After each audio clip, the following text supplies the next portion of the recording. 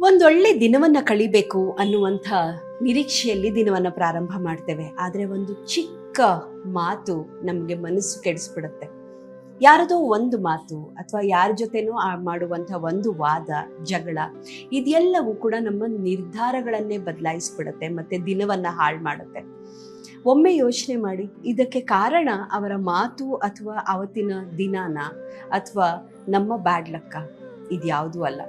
ನದಿಯಲ್ಲಿ ದೋಣಿ ಹೋಗ್ತಾ ಇರಬೇಕಾದ್ರೆ ಒಂದು ಚಿಕ್ಕ ಗಾಳಿ ಕೂಡ ದೋಣಿಯ ಪಥವನ್ನ ಬದಲಾಯಿಸೋದಕ್ಕೆ ಸಾಧ್ಯ ಇದೆ.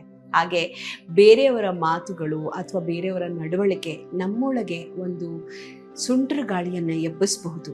ಆದರೆ ಮನಸ್ಸಿಗೆ ಎಂಥ ಶಕ್ತಿ ಇದೆ ಅಂದರೆ, ಅದು ಏನೇ ಬಂದರೂ ಕೂಡ ಮನಸ್ಸಿಗೆ ಸಮಾಧಾನವನ್ನು ತಂದುಕೊಂಡು ಆ ಕ್ಷಣಕ್ಕೆ ಪ್ರತಿಕ್ರಿಯೆ ಕೊಡದೆ ಒಂದಷ್ಟೊತ್ತು ಸುಮ್ಮನಿದ್ದು ನಂತರ ಮುಂದೆ ಹೋಗೋದಕ್ಕೆ ನಾವು ಪ್ರಯತ್ನ ಪಟ್ಟಾಗ ಈ ಯಾವುದೇ ನಡವಳಿಕೆಗಳು ನಮ್ಮ ದಿನವನ್ನು ಹಾಳು ಮಾಡೋದಕ್ಕೆ ಸಾಧ್ಯ ಇಲ್ಲ.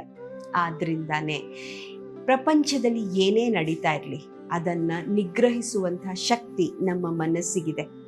ನಾವು ಎದುರುನವರು ಏನೇ ಮಾಡಿದ್ರೂ ಕೂಡ ಅದಕ್ಕೆ ಪ್ರತಿಕ್ರಿಯೆ ಕೊಡದಲೆ ಮನಸ್ಸಿನ ಸಮಾಧಾನವನ್ನ ಹಾಗೆ ಇಟ್ಕೊಂಡಿದ್ದಾಗ ಆ ದಿನವನ್ನ ನಮ್ಮದಾಗಿಸ್ಕೋಬಹುದು.